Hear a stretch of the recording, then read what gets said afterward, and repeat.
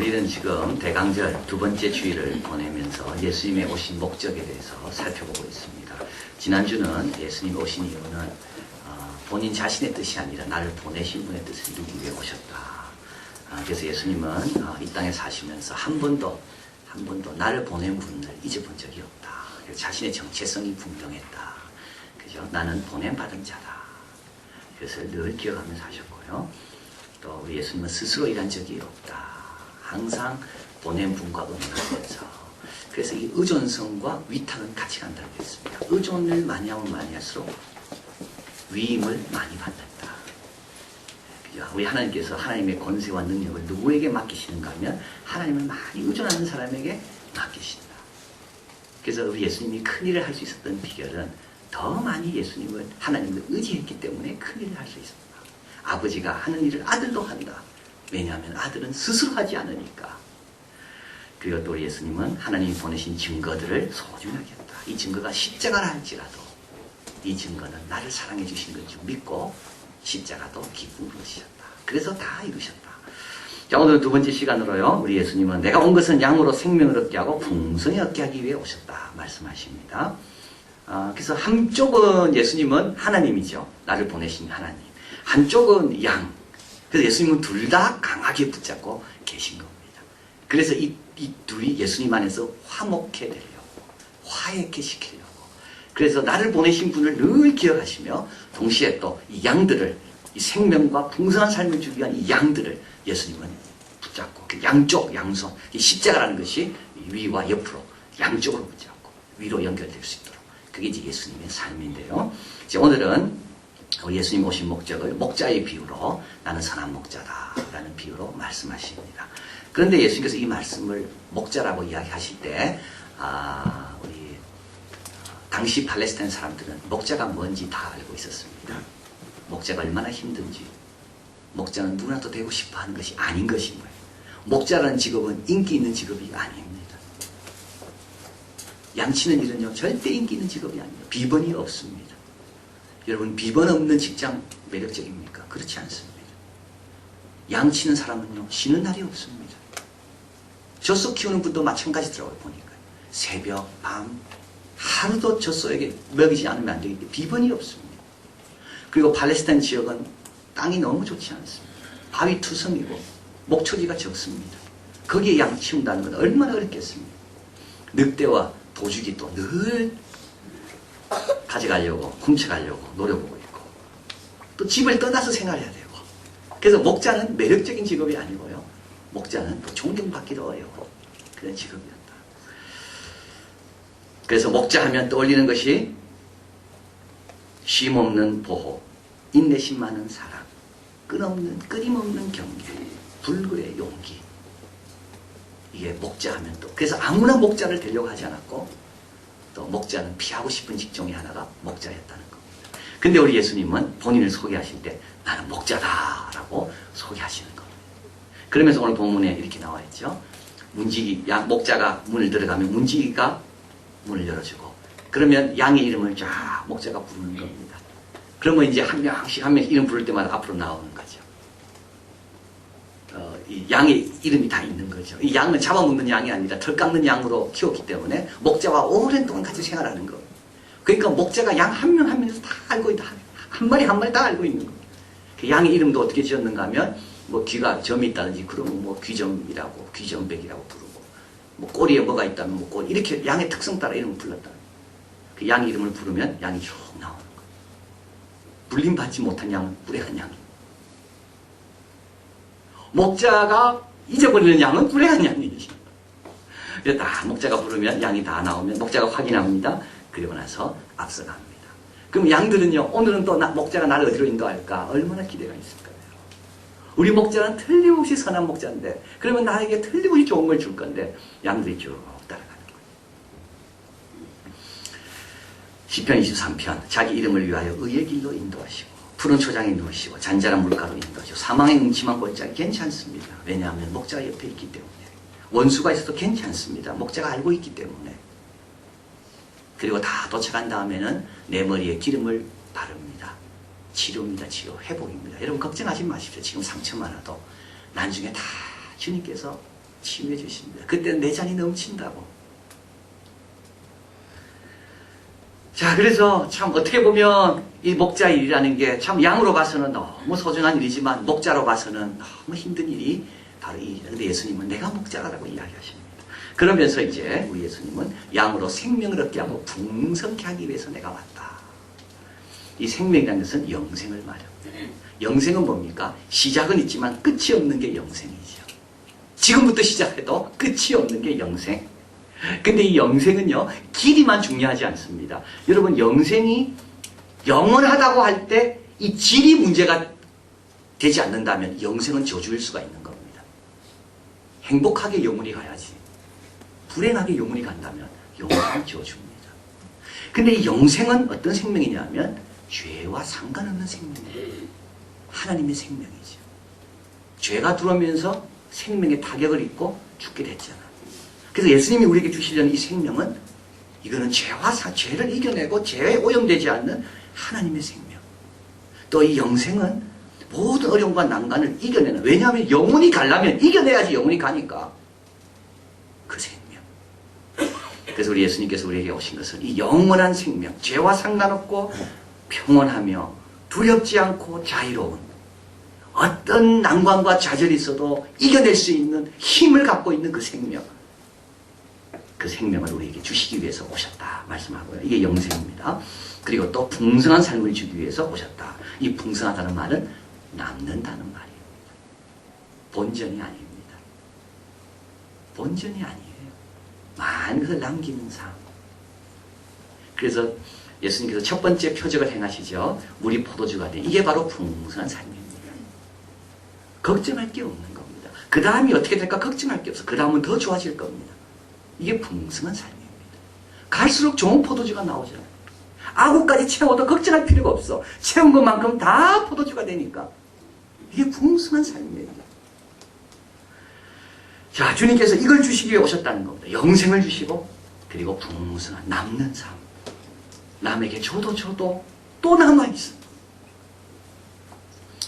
그런데 예수님께서 목자라고 말씀하시잖아요. 이건 또 무슨 뜻일까요? 주고 그만두면 되잖아요. 근데 목자라는 말은 우리가 받은 것을 잘 누리려면 목자의 인도를 계속 받아야 된다는 것을 말하는 겁니다. 그래서 예수님은 당신을 목자라고 소개하는 겁니다. 우리는 양이고요. 양이 영생을 얻고 풍성한 삶을 계속 누리기 위해서는 어떻게? 목자 곁을 떠나면 안 됩니다. 구원을 받았습니다. 그러나 구원의 확신과 기쁨을 누리기 위해서는 계속 말씀 안에 거해야지만 구원의 확신과 기쁨을 누리는 것과 같는 겁니다. 영생을 얻었습니다. 그러나 이 놀라운 생명이 내 안에서 막 작동하면서 이 풍성한 삶이 가면 갈수록 풍성해지려면 어떻게 해야 되는가? 목자의 인도를 받아야 되는 거예요. 그래서 오늘 선한 목자에서 두 가지를 이야기하죠. 이 동전의 양면인데요. 목자는 양을 위해 희생하는 게 목자입니다. 그러나 동시에 목자는 양을 다스리는 게 목자입니다.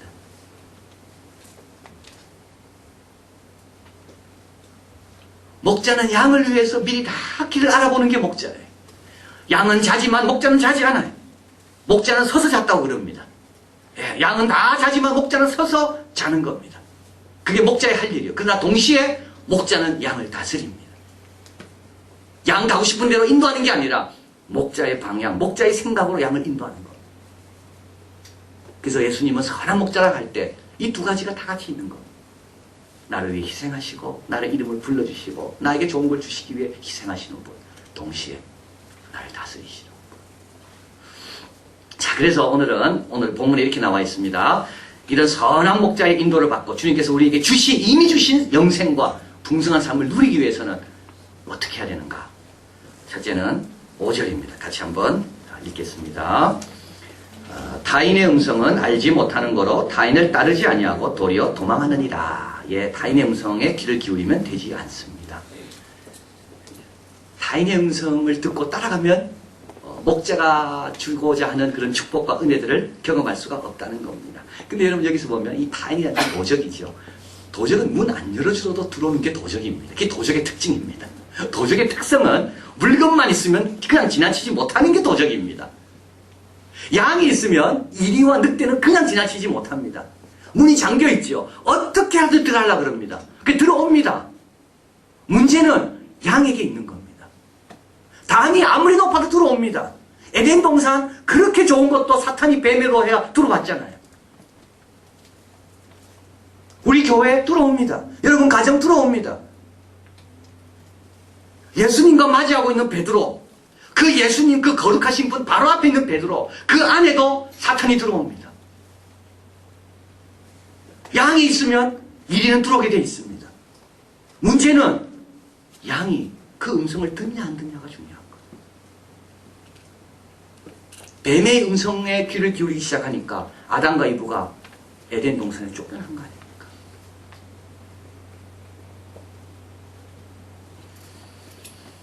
오늘 주님 또 한 번 말씀하는 거 한번 볼까요? 여기 우리 20몇 절에 가보는가 하면요. 우리 10장, 우리 27절.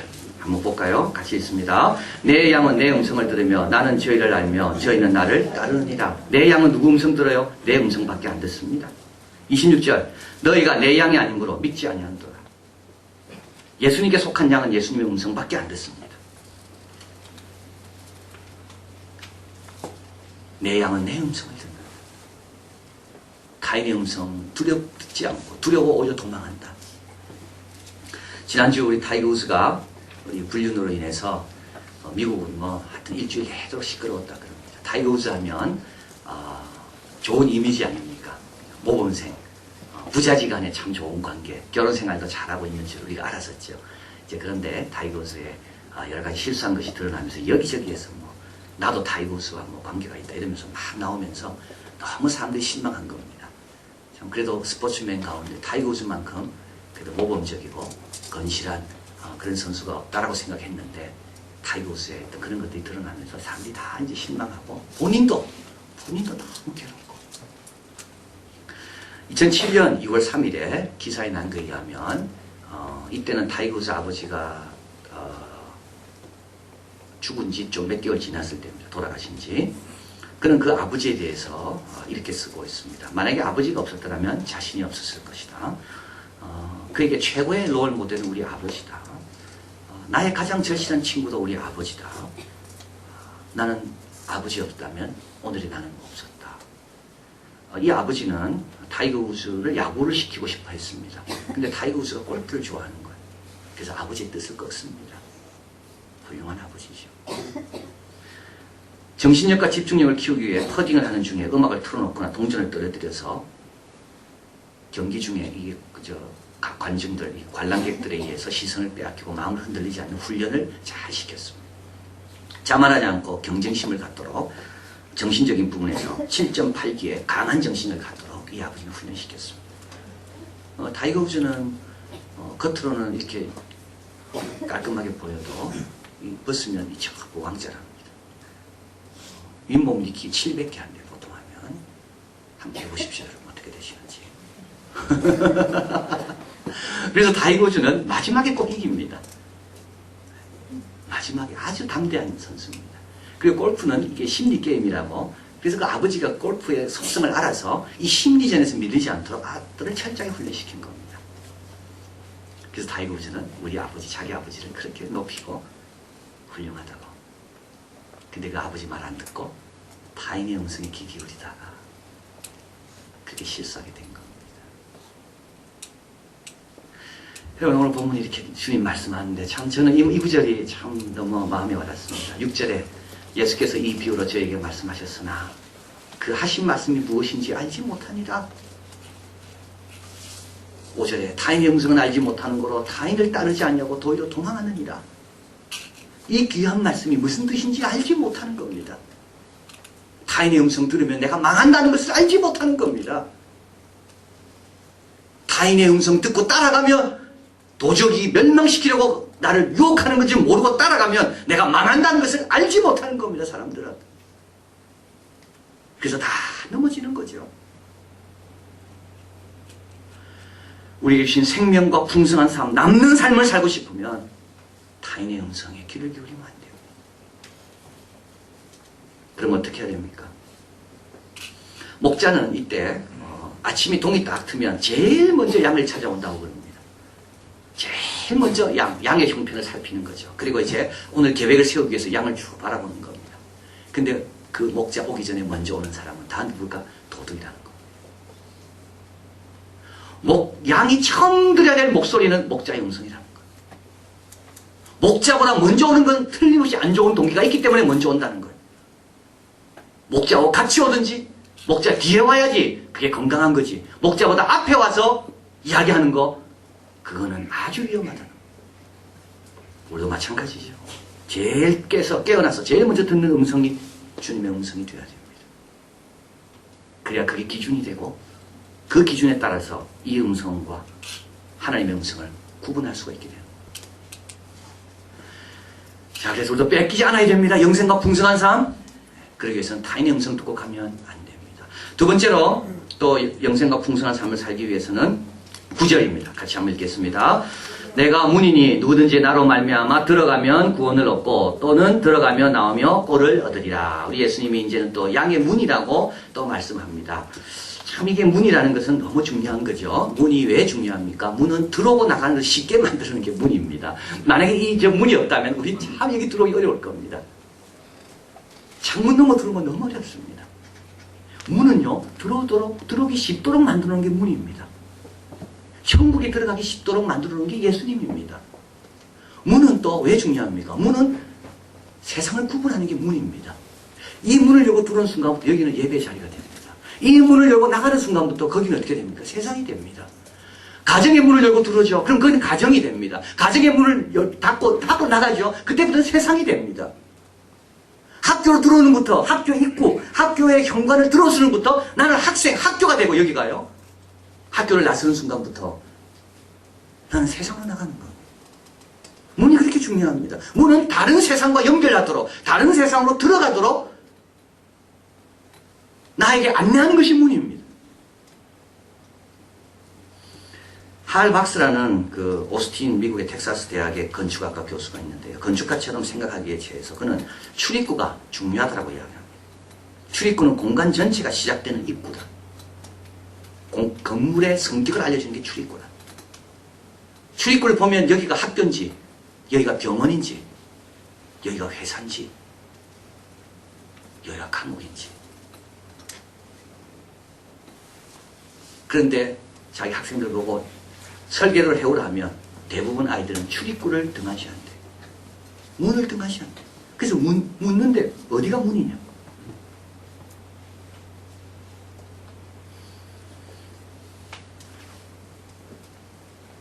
예수님 말씀하면 내가 문이다.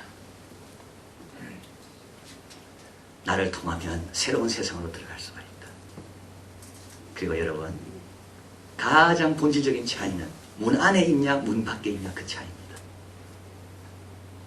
문 안에 있으면 따뜻하죠. 문 밖에 있으면 아무리 많이 배워도 춥습니다. 가정의 문 안에 들어와 있으면 보호받습니다.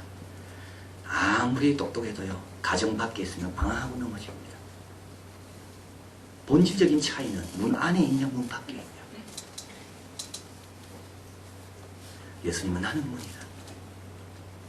나로 말미암아 구원을 얻는다. 예수님을 보면 천국이 뭔지 딱 보이는 겁니다. 그리고 그 문을 통하여 들어가면 그게 새로운 세상이 있는 겁니다. 그런데 오늘 본문에서 또 이렇게 말하죠. 나는 문이다 이렇게 이야기하시고요. 구원을 얻고 9절에 나로 말미암아 들어가면 구원을 얻고 그 다음에 또 들어가며 나오며 꼴을 얻으리라. 주님은 이걸로만 말하지 않습니다. 구원을 얻고만 말하지 않습니다. 그 다음에 뭐예요? 들어가며 나오며 꼴을 먹어야 됩니다. 꼴 먹는 게 또 중요하다는 겁니다. 들어가고 나가고. 그런데 들어가고 나가고 꼴을 먹으려면 목자와 함께 들어가고 나가야 됩니다. 목자 없이 혼자 나갑니까? 목자 허락 없이 마음대로 나갑니까? 목자 허락 없이 마음대로 들어오고요. 꼴을 못 먹습니다.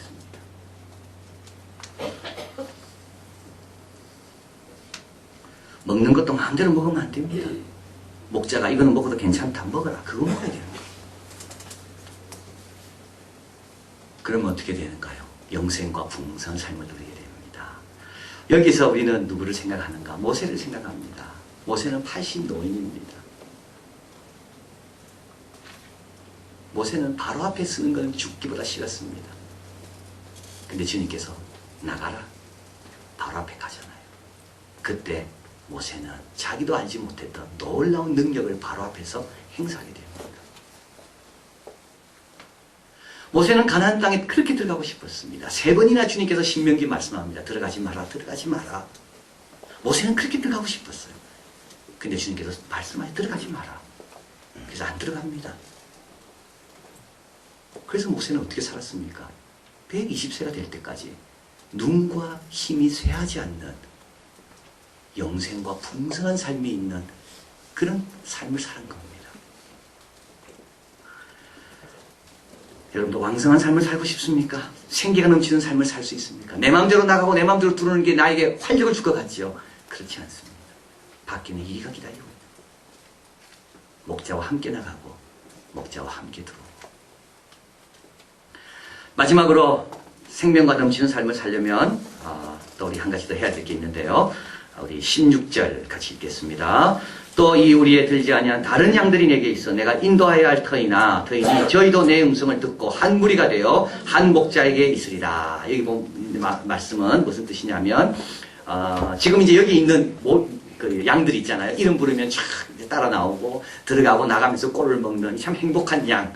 이 양뿐만 아니라 목자의 마음에는 이 우리에 들지 못한 다른 양들도 목자의 마음이 있다는 겁니다. 이런 복을 누려야 되는데 누리지 못하고 힘들어하는 양들. 이리가 오고 늑대가 오면 꼼짝 못하게 잡혀 먹히는 그 양들. 그래서 목자는 그 양들도 여기에 다 들어왔으면 좋겠다. 그래서 그들도 한 무리가 되고 내 목자, 한 목자의 음성을 들으면 좋겠다. 이 주님의 마음입니다. 그래서 주님께서는 오늘 본문에 보면 5번이나 양을 위해 목숨을 바친다고 나와 있습니다. 양들 한 명 한 마리 한 마리가 그렇게 우리 주님께서 소중하다는 말입니다. 자, 그런데 이제 우리는 어떤가?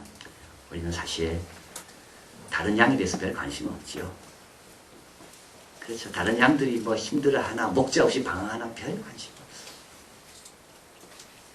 우리는 내만 잘 먹는 거 거기만 관심 많아요. 근데 참 놀라운 건요.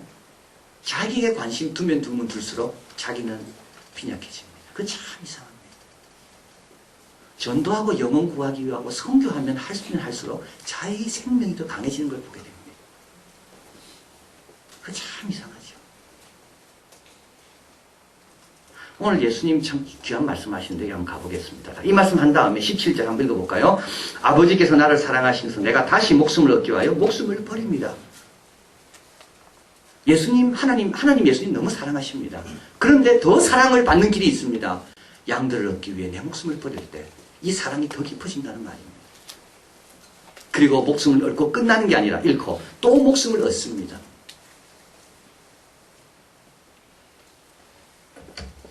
독일의 한 신학교에서 있었던 일이라고 하는데요. 우리 한 학생에게 설교학 교수님이 숙제를 냈습니다. 근데 이제 그 숙제가 너무 어려워서 이 학생이 교수님이 찾아왔습니다. 교수님, 나는 그 숙제를 하기 어렵습니다. 대신 다른 숙제를 주십시오. 그러니까 이제 우리 교수님이 그래, 그러면 이번 주 우리 교회 와서 설교해라. 그게 네 숙제다. 그래서 이제 강단을 맡기신 거예요. 설교를 열심히 준비하고 이제 갔습니다. 거기 또 설교학 교수님이 설교하던 교회니까 교회 교인들의 수준이 높지 않겠습니까? 그래서 딱 준비가 딱 섰는데 교인들을 보는 순간 그 교인들이 그 기대하는 그 눈총을 이렇게 맞이하는 순간 설교 내용을 다 해주는 겁니다. 그래서 교인들에게 물었습니다. 여러분 오늘 제가 뭐라고 설교할지 아시겠습니까? 교인들이 당연히 모릅니다. 나도 모르겠습니다. 하고 내려간 거예요. 교수님이 화가 났습니다. 근데도 기회를 한 번 더 주려고 다음 주님 잘해라 준비되게 또 올라가라. 그래서 올라갔어요. 근데 또 생각이 안 나는 거예요. 사람이 한 번 실수하면 계속 실수하더라고요. 생각이 안 나요. 그래서 교인들이 또 물었습니다. 여러분 제가 오늘 설교를 뭐 할지 여러분 혹시 아시겠습니까? 교인들이 똑똑하거든요. 저번에 모른다 해서 자기도 모르게 해서 압니다. 그랬습니다. 그러니까 이번에 그러면 됐습니다. 하고 내려갔어요. 그리고 이제 교수님이 너무 화가 났지만 우리 예수님도 베드로에게 3번 부른 것처럼 나도 너에게 3번 기회를 주자. 그래서 한 번 더 올라가라. 잘 준비해서 기도하고 역시 마찬가지. 또 질문합니다. 여러분 제가 여러분에게 뭘 설교할지 여러분 아시겠습니까? 교인들 똑똑합니다. 교인들도 다 생각이 있는 거죠. 반은 압니다. 반은 모릅니다. 그래서 이분이 아는 분이 모르는 에게 이야기해 주십시오.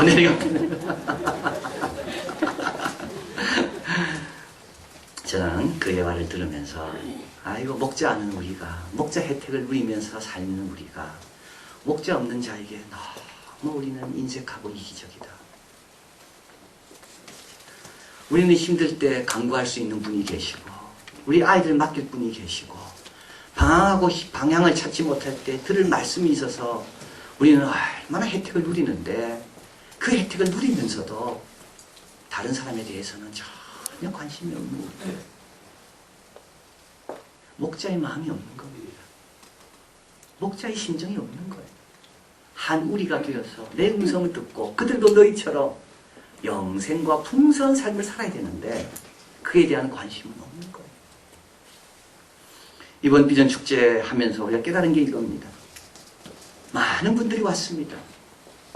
여러분 얼마나 수고하셨습니까?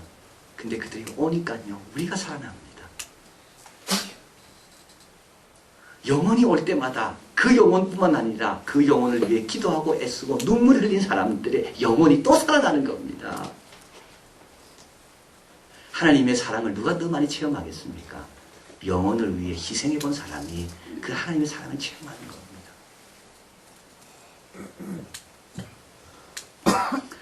모세는 그가 사역을 마치면서 이렇게 기도합니다. 여호와여 모든 육체의 생명의 하나님이시여 원컨대 한 사람을 이 회중 위에 세워 그로 그들 앞에 출입하여 그들을 인도하여 출입하게 하사 여호와의 회중으로 목자 없는 양과 같이 되지 않게 하옵소서.